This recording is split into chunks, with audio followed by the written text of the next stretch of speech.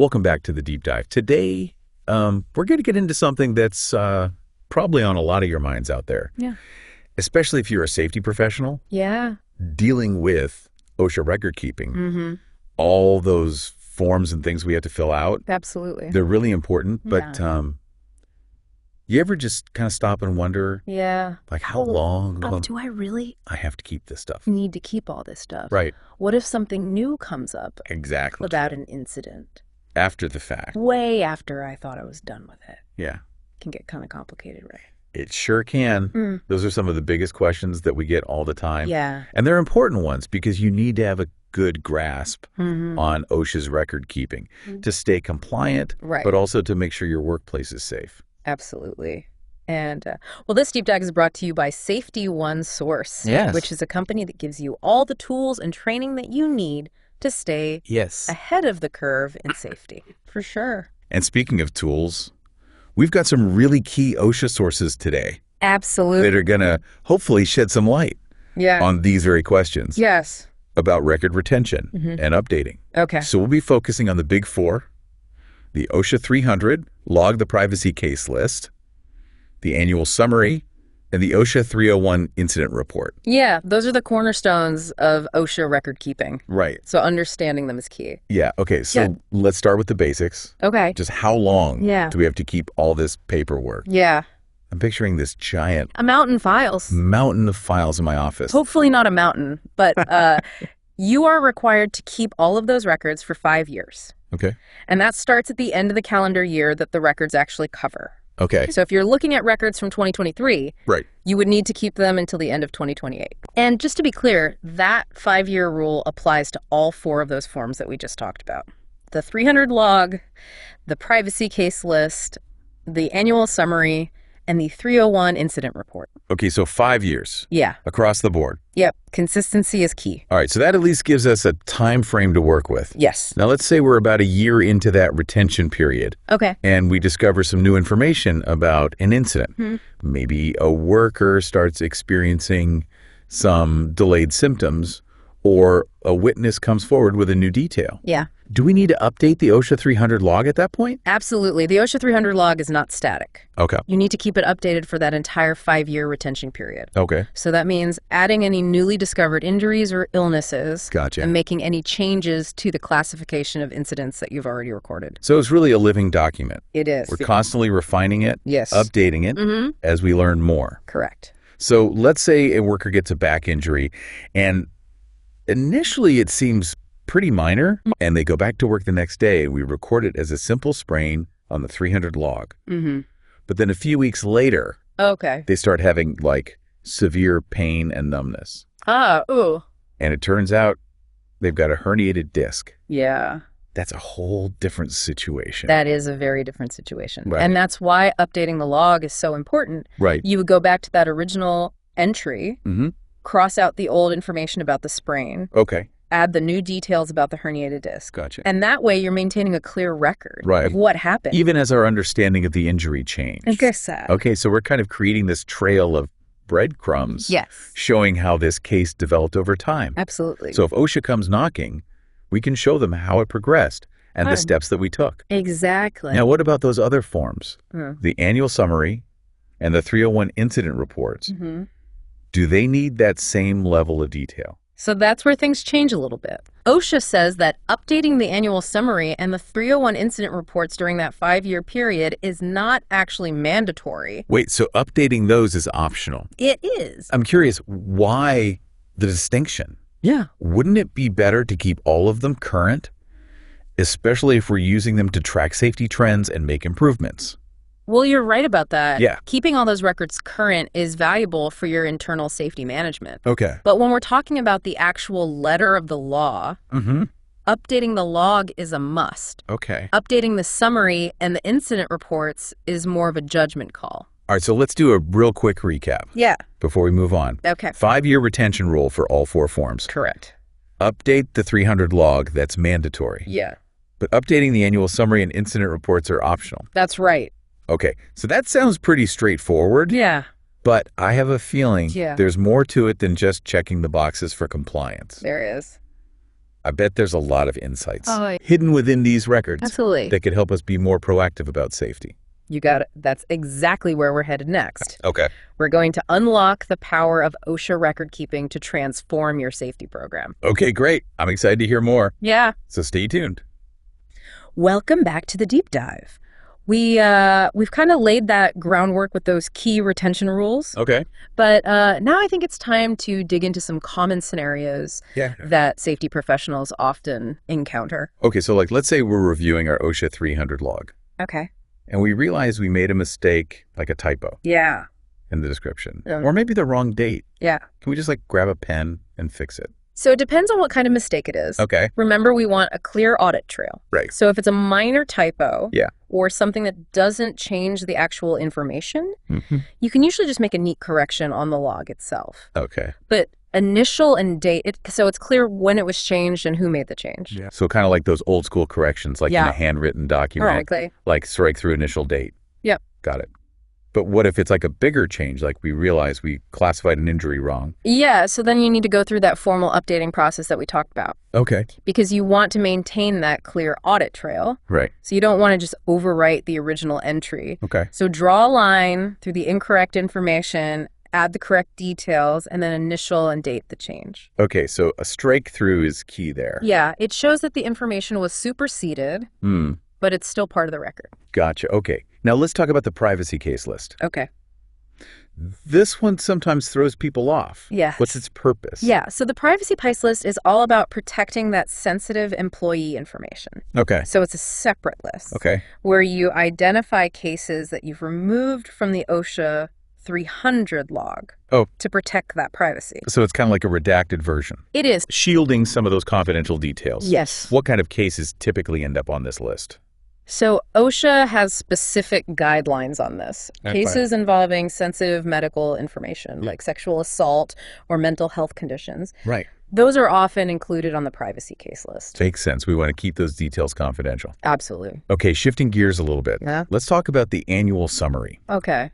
We know it doesn't have to be updated. Right. But is it really just a formality, or does it have some practical use? It's more than just checking a box. Okay. It gives you a snapshot of your company's safety performance for the whole year. Okay. So it summarizes the total number of injuries and illnesses, lost work days, and other key metrics. So kind of like an annual report card for workplace safety? It is. But who actually sees this? So you're required to post the annual summary in a conspicuous location in the workplace. Okay. And that's from February 1st to April 30th each year. Gotcha. And this transparency is important. It lets employees see the overall safety picture and encourages ongoing conversations about safety. So it's about creating that culture of safety. It is. Where everybody is informed. Yes.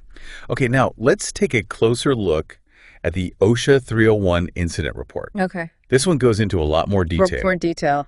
Than the 300 log, right? Yes. What kind of information should be included here? So you're right. The OSHA 301 incident report is where you gather the specific details about each recordable incident. Okay. It's like a detective's notebook. Okay. You'll record information about the injured or ill employee, the date and time of the incident, a detailed description of what happened, and any contributing factors. So we're really painting a complete picture of the incident. Exactly. Well, what happens to these reports? So they're incredibly valuable tools for investigations. They give you a ton of information that can help you understand the root causes of incidents, identify potential hazards, and develop those corrective actions. Okay. They're not just for OSHA. Right. They're for your internal safety management system. So it's not just about documenting what happened. No. It's about learning from it. Exactly. And preventing it from happening again. Absolutely. Speaking of learning. Yeah.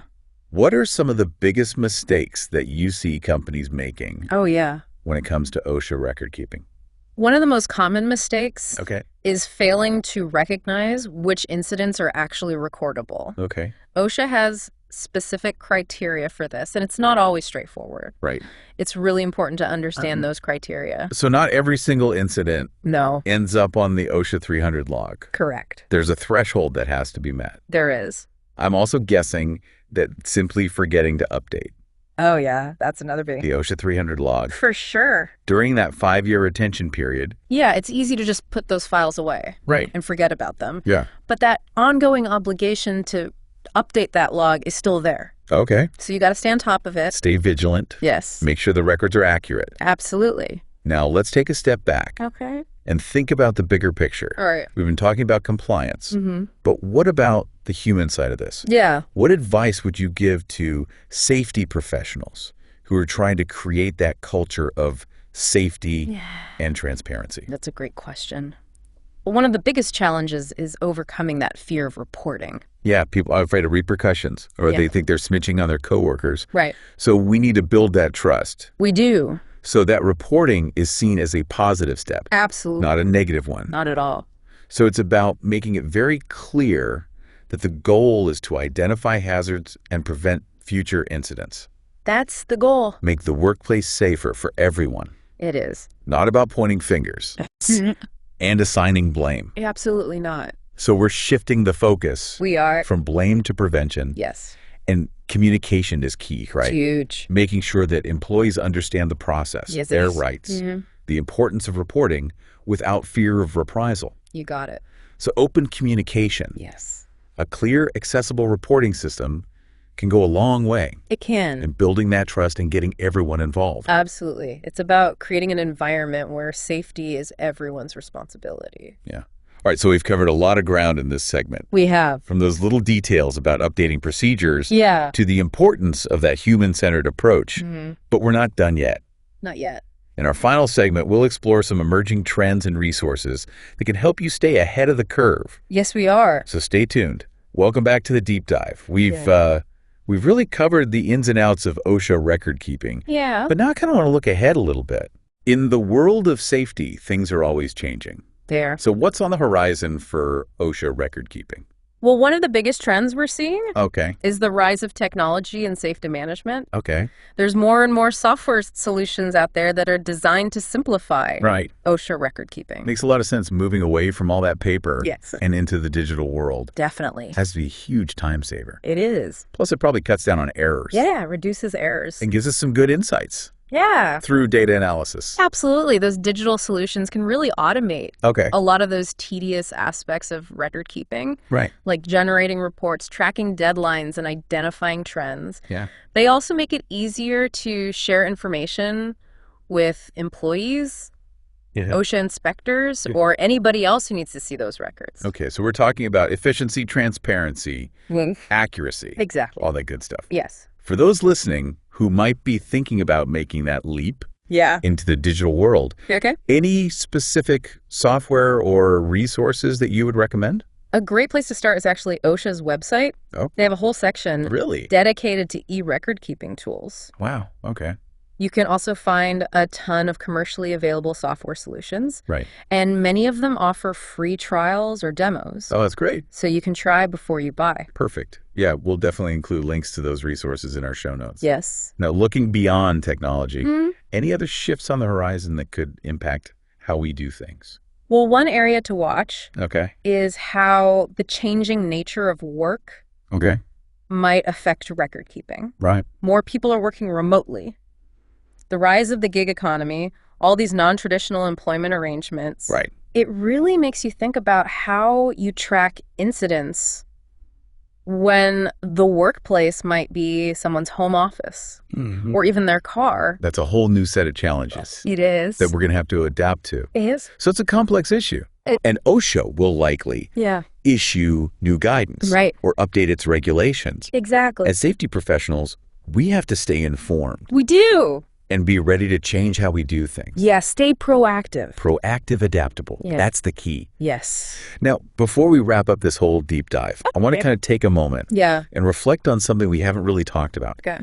The human cost of workplace incidents. Yeah. Behind every statistic on that OSHA 300 log, there's a person. There is. Who got hurt or sick. It's a real person. On the job. Yes.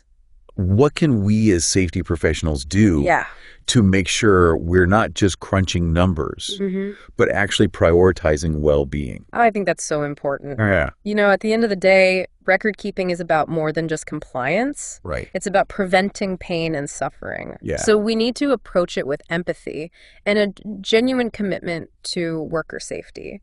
And that means going beyond just recording incidents. Okay. And using that data to identify hazards, develop controls, and foster a culture where everyone feels safe. Right. It's about remembering that every incident is a chance to prevent future harm. Exactly. And that's what safety's really all about. Yes.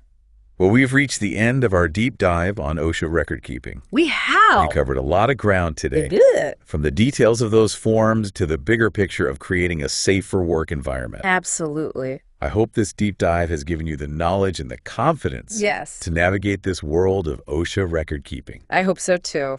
And remember, you're not alone on this journey. Nope. A big thank you to Safety One Source for partnering with us on this episode. Yes, thank you. And for giving safety professionals all those resources they need to succeed. Absolutely. And to all our listeners out there, keep learning, keep innovating, and keep championing safety every single day. Yes. Until next time, stay safe.